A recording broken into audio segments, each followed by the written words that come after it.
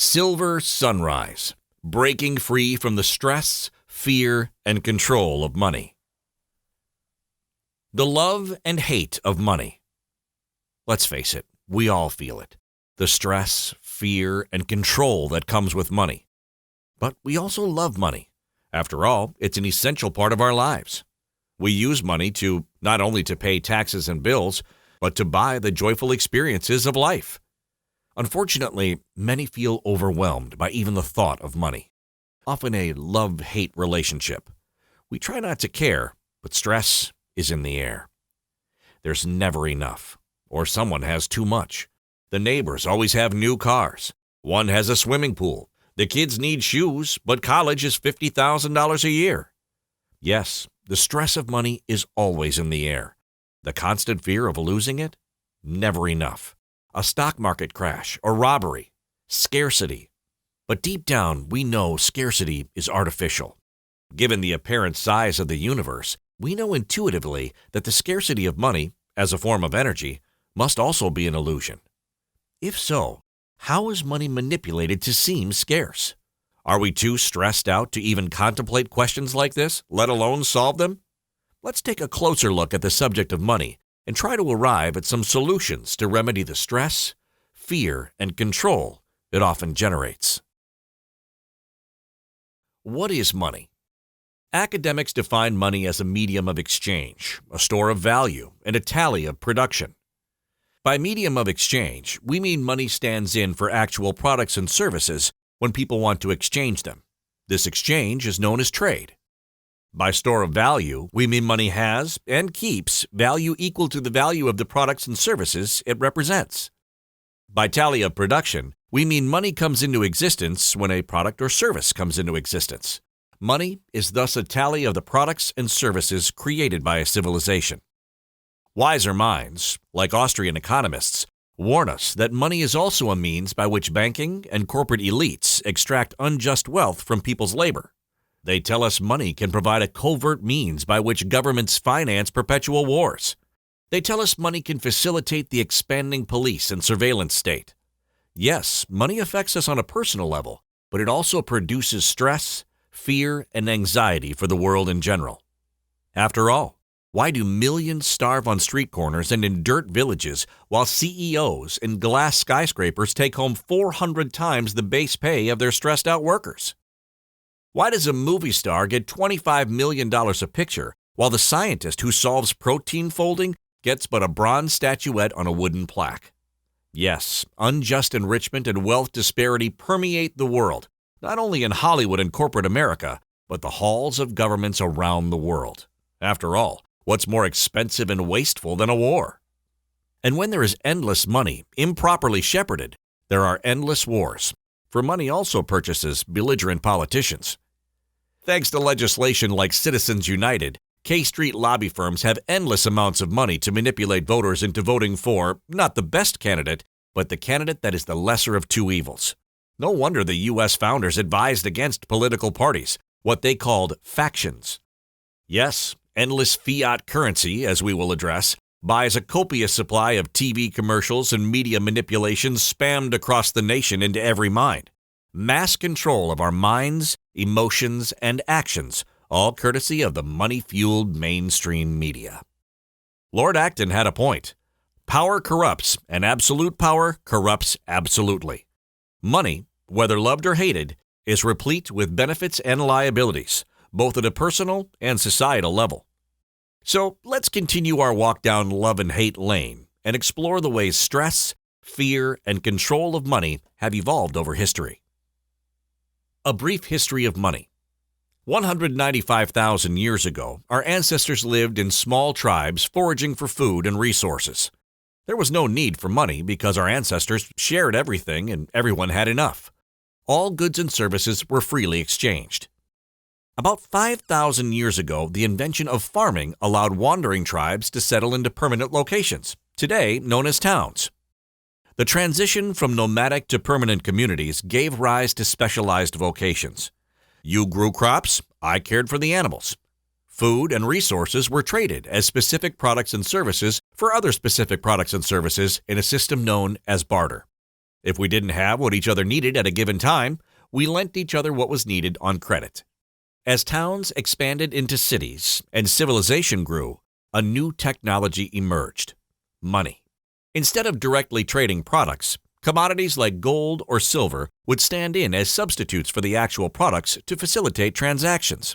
Thus, if two people wanted to trade but did not have the exact products each needed, one would accept gold or silver as a substitute. This money could then be used to buy needed products at a later time. Since gold or silver were commodities that had intrinsic value, they were widely accepted in trade as commodity money. But gold and silver are heavy and subject to robbery.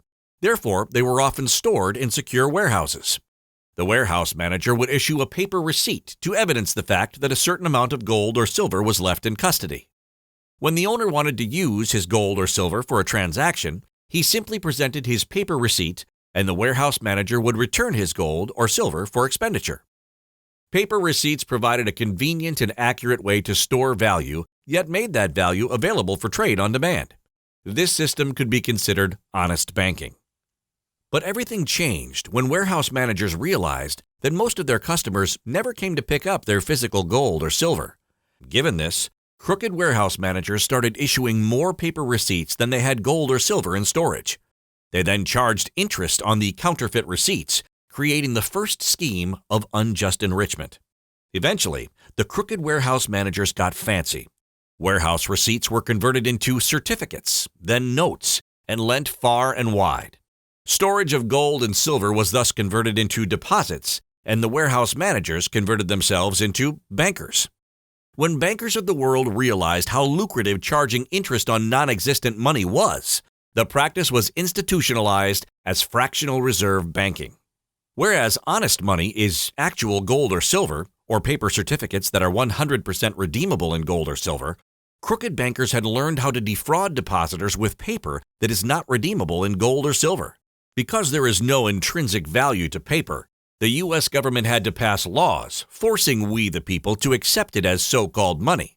Because acceptance of paper money is enforced by government fiat, it's known as fiat currency. Most countries around the world now use fiat currency known as Federal Reserve notes or petrodollars. With the advancement of technology, the digital age brought forth new forms of fiat currency. Credit and debit cards are the best known, as these enable transactions without even the need for paper. In recent years, the rise of cryptocurrencies has taken the financial world by storm. Bitcoin and other cryptocurrencies are based on a distributed ledger known as the blockchain. Such digital currency offers decentralization, security, and anonymity for all transactions. Central banks, such as the Federal Reserve System, are exploring their own centralized blockchain technologies, what's known as Central Bank Digital Currency. From the simplicity of tribal sharing, to barter, to gold and silver, to warehouse receipts, certificates, notes, digital credit and debit cards, and finally cryptocurrencies based on blockchain technology, our means of exchange have continually changed over time, especially as bankers learned how to swindle the public more covertly. Given this, let's take a closer look at how money is created and how we are often manipulated. The mystery of fiat currency. One of the enduring mysteries surrounding money lies in the creation of fiat currency. How is today's currency brought into existence, and how is it manipulated? Knowledge like this removes many of the obstacles created by an elite that relies on mystery. Clarity empowers, and with knowledge, fear is dissolved. Elites behind the banking curtain make the monetary system insanely complicated, so only they and their $500 per hour professionals can understand its machinations. And part of those machinations stem from the Federal Reserve's partnership with the U.S. Congress and Treasury. The actual creation of money is known as the Mandrake Mechanism, a process deciphered by G. Edward Griffin in his important book, The Creature from Jekyll Island. As previously discussed, today's currency is created out of debt. Specifically, when Congress wants to spend without further taxing, it borrows. It borrows by issuing IOUs, known as Treasury bills, Treasury notes, and Treasury bonds. These debt instruments are then offered to individuals, large corporations, and governments, domestic and foreign. When no one has the money to buy any more debt, the Federal Reserve buys it. Where does the Fed get the money?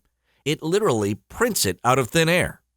This so-called currency is then labeled Federal Reserve notes, and Congress now has more money for yet another war. This process, known as monetizing debt, causes inflation of the monetary base. Thus, when there are more Federal Reserve notes than products in circulation, prices rise because the government banking cartel has created too much new money, diluting the money already in circulation. Too many dollars chasing too few products.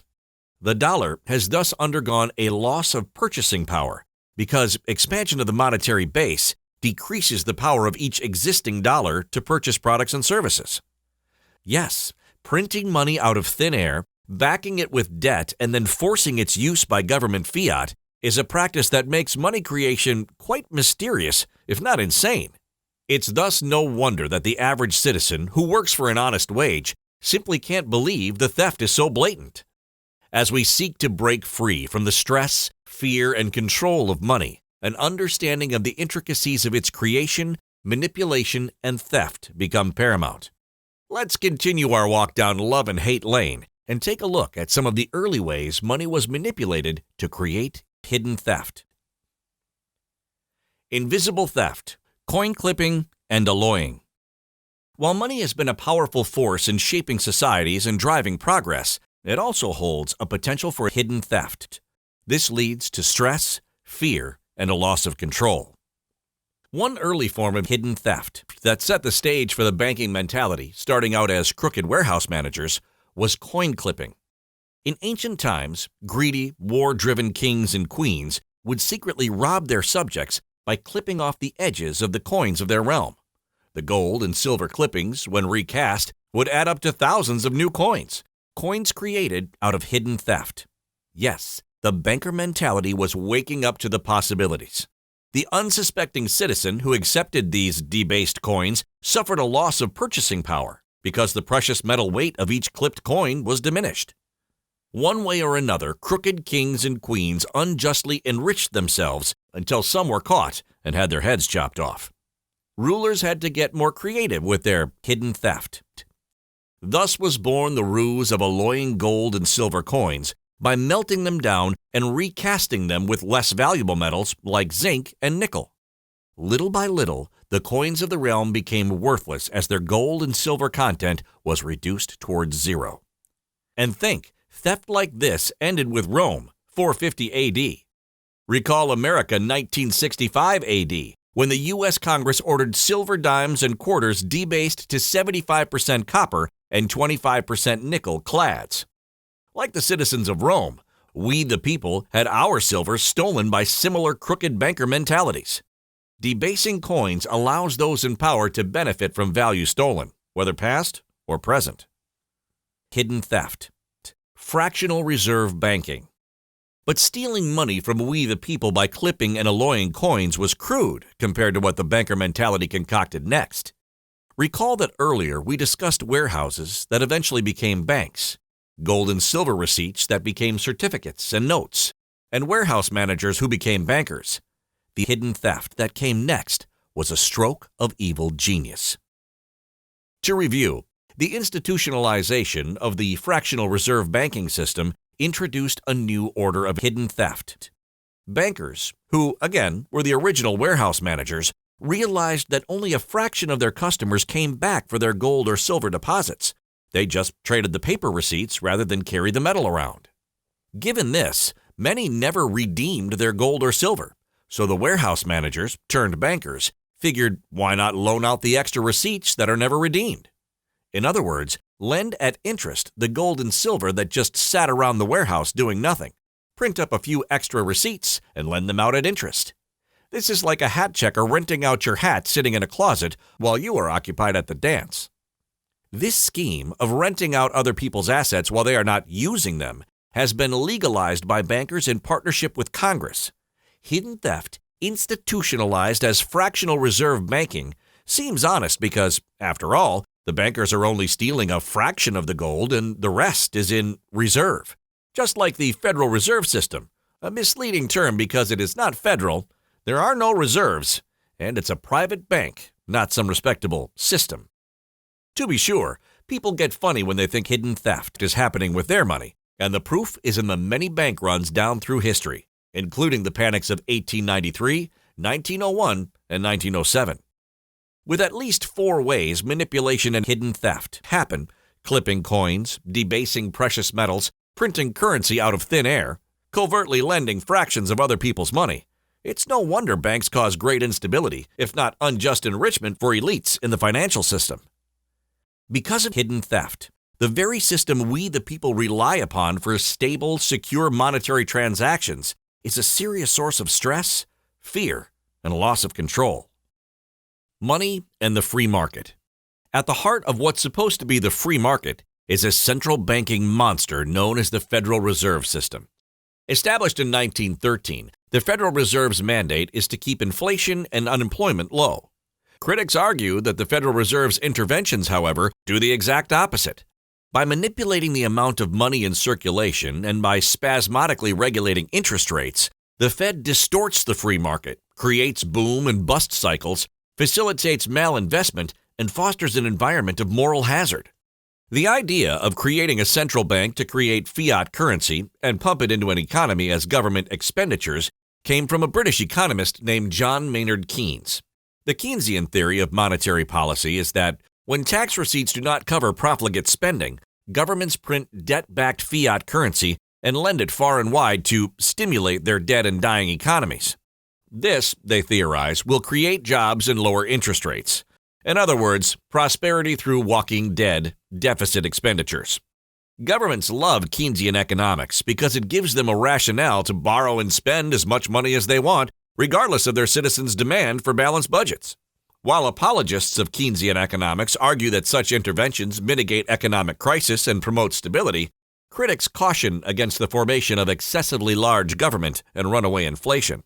Tampering with the free market also causes welfare programs and economic disparities that can seriously backfire. 2 primary examples are academia and the U.S. healthcare system. When the government, justified by Keynesian economic theory, began co-signing loans to college students, so much debt-driven fiat currency flooded the market, colleges decided to double, triple, and quadruple their tuitions. After all, if every kid has a $250,000 loan guaranteed by Uncle Sam, why not raise prices? Same thing happened with the healthcare system. When government-backed insurance pays for everything, doctors, hospitals, and pharmaceutical companies double, triple, and quadruple their prices. Now, a day in the hospital costs $35,000, and a year at college costs $50,000. Thank you, John Maynard Keynes, for the idea of stimulating the economy rather than allowing the free market to set prices according to supply and demand. We now live in a world of overpriced products planned for obsolescence or an implosion of the supply chain. By critically examining institutions like the Federal Reserve System and monetary theories like Keynesian economics, we can discover why we are stressed out by money and fear the control bad actors can employ. The system or the actors? Does the stress, fear, and control associated with money lie in the system itself, or is it the actors who participate? In other words, what is the dynamic between the individual and the collective? Throughout history, societies have been grappling with finding a balance between collective interests and individual interests. While some argue that a more collective approach promotes stability and equity, others emphasize the importance of individual freedom. The notion of the Borg collective in the Star Trek series serves as a metaphor for an extreme system of centralized control. Just as the Borg seek to assimilate individuals into a hive mind, a fully centralized monetary system could assimilate individuals into a financial collective. The fear of losing one's individuality and being subsumed by a faceless entity lies at the heart of the fear of money. Similarly, the concept of a matrix-style central planning computer is a dystopian future where a select few wield absolute control over the monetary system. In such a scenario, decisions regarding the allocation of resources, wealth distribution, and economic policies would be determined by a small group of technocrats. To the elitist mentality, the idea of a global government, staffed by deep state technocrats, seems good. A unified structure, worldwide peace, fast, accurate transactions, and the equitable distribution of resources on a global scale. All sounds good on paper. The concept, however, is flawed. Global government violates a fundamental tenet of the universe: redundancy. What if the global government goes sour and we have nowhere to run? No backup government. What then? What happens if our world becomes dominated by an immortal, super-intelligent AI, a dictator that controls us through a global monetary blockchain of central bank digital currency? Is this not the very definition of stress, fear, and control? What's the backup plan when the concentration of power is absolute? An artificial intelligence, if entrusted with governance, could usher in a reign of total enslavement. In the quest to break free from the stress, fear, and control of money, it's important to strike a balance between benefits of the collective action and the need to safeguard individual freedom. The chains of debt.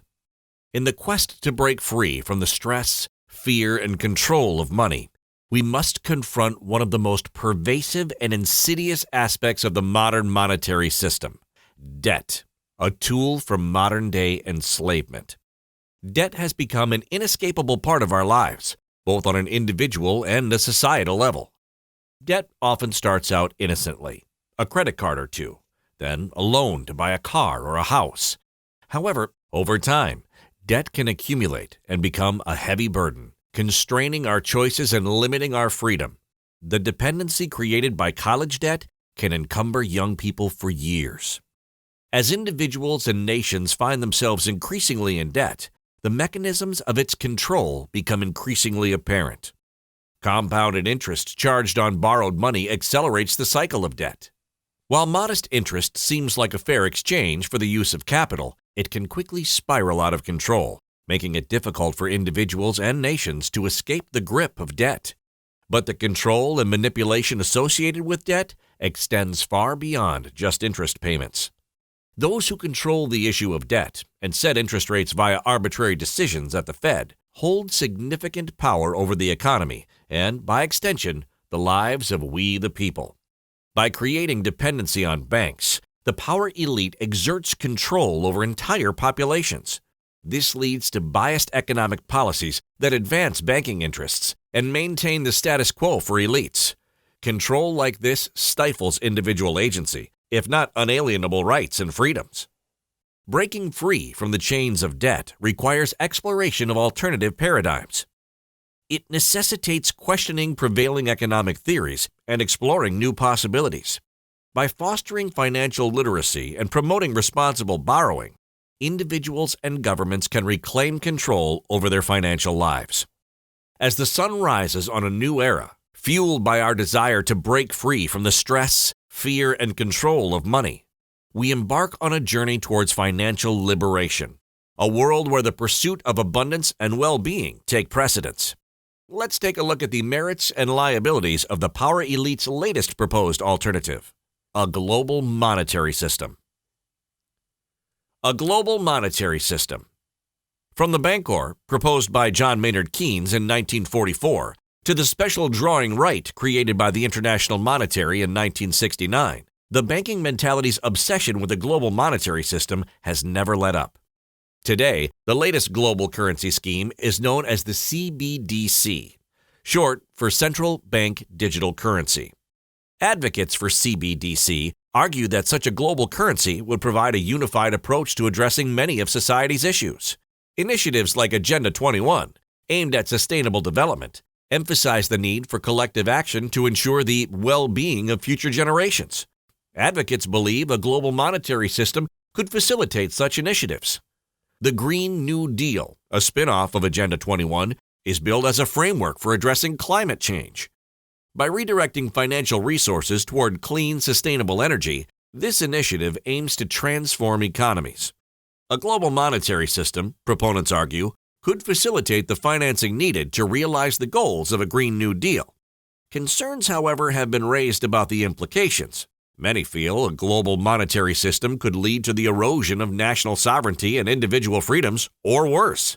The concentration of financial power in the hands of a global elite raises serious questions about the potential for universal tyranny.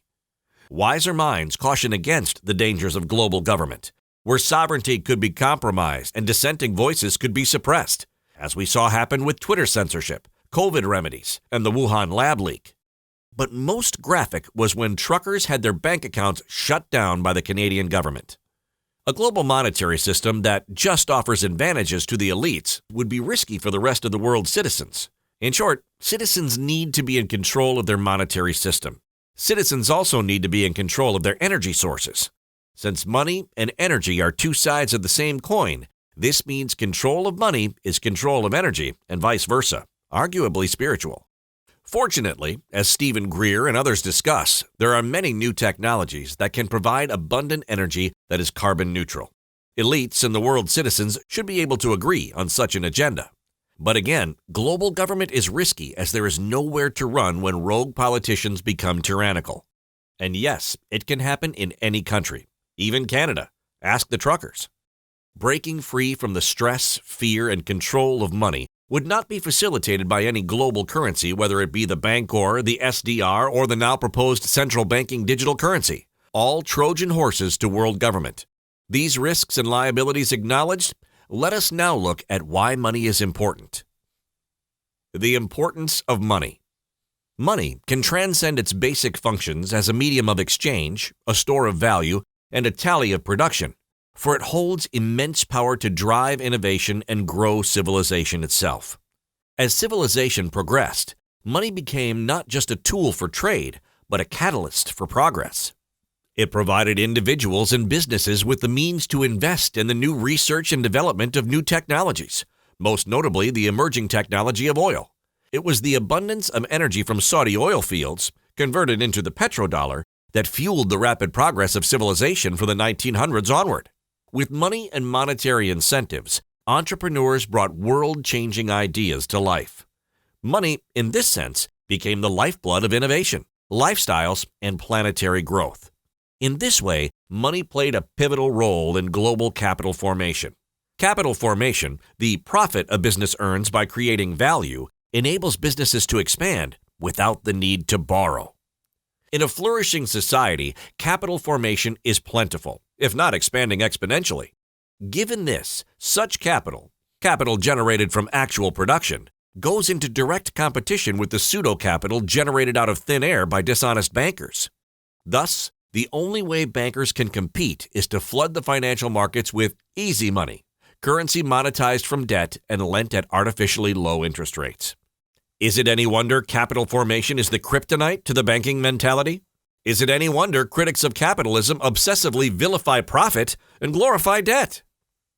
Unfortunately, many businessmen do not understand these nuances.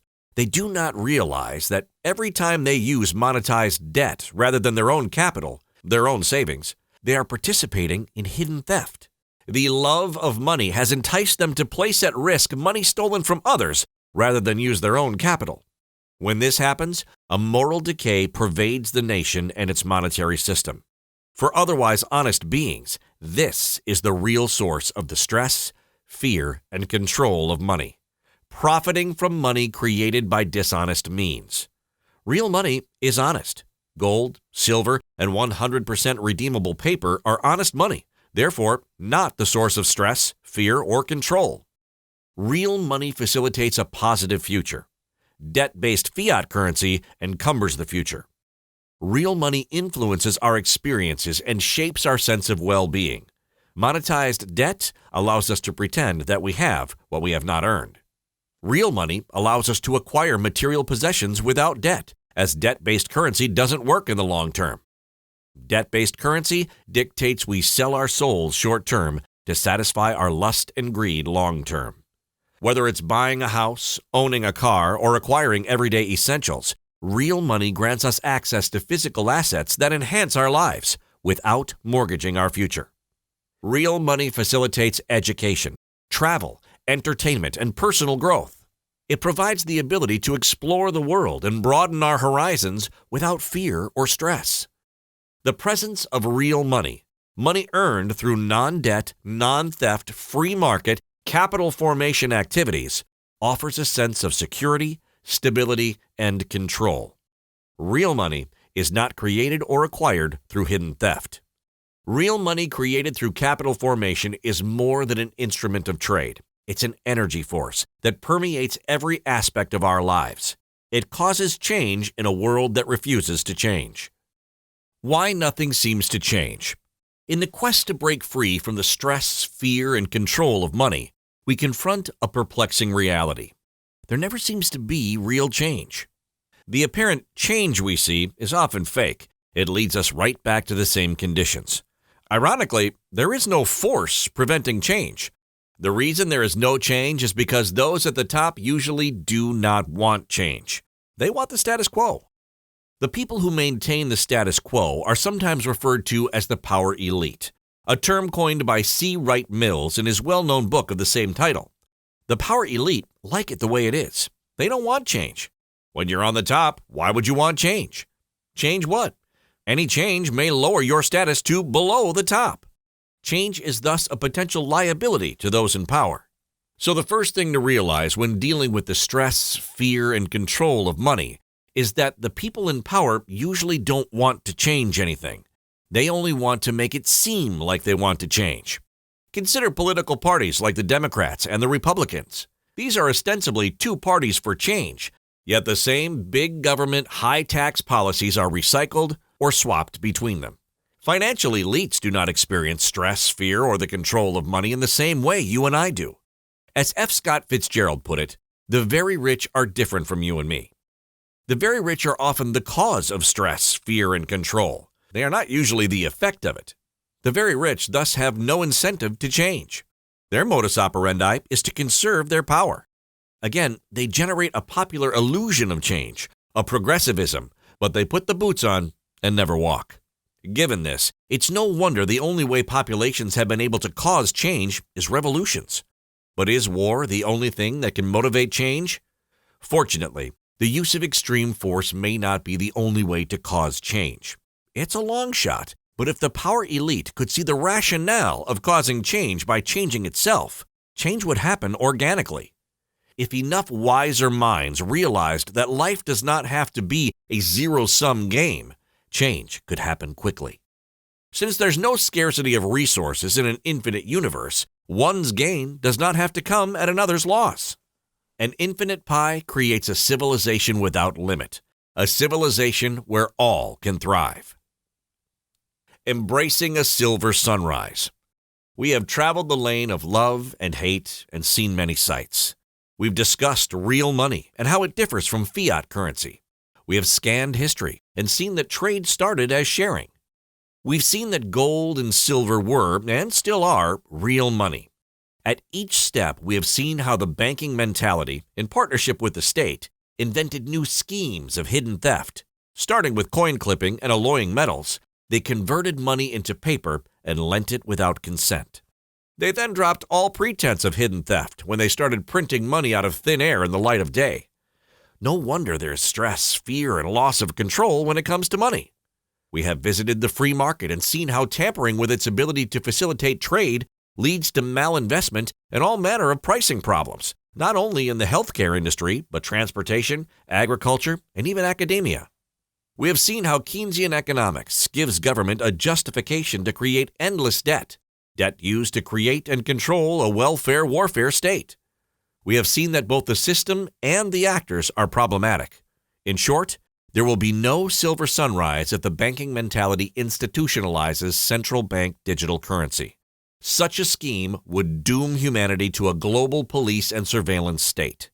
We, the people of the world, must ensure this does not happen. We have seen that personal debt is hard, but the national debt is so horrendous, the only solution may be a debt jubilee. Given the liabilities, we should stay away from debt, as a nation and as individuals. We should cut our credit cards in half. We should only borrow to purchase products and services that make it possible to innovate and produce. These policies will steadily improve the individual and in doing so, improve society. Through savings, responsible borrowing, budgeting, and allocation, we can gain control over our monetary system. One cannot always control their outcome, but they can control their spending. Financial freedom also involves creating multiple streams of active and passive income. This is easier said than done, but one can do it by holding one or more jobs, starting a business, and investing at least 10% of earnings wisely. No one really knows what wise investing means, But history shows that legacy wealth is built on real estate, precious metals, and fine art. Note these are all hard assets, not paper. If one insists on investing in paper, stocks and bonds could make sense, but only to the degree one is hedged with silver, gold, and art. Bear in mind, the real price of gold and silver is probably many times the spot advertised by a banking mentality that likes to print money out of thin air.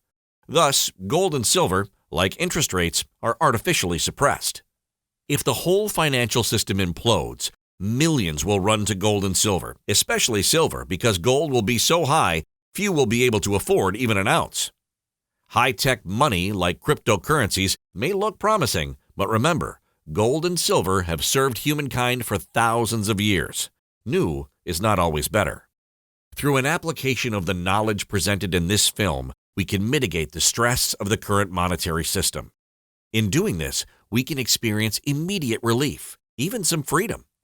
But breaking free from the stress, fear, and control of money will only fully manifest when we harness the abundant energy of life, the energy of the universe, flowing through us as we work together to secure our God-given natural rights. By these means, we can and will create a bright future, a silver sunrise that will illuminate humanity forever and ever.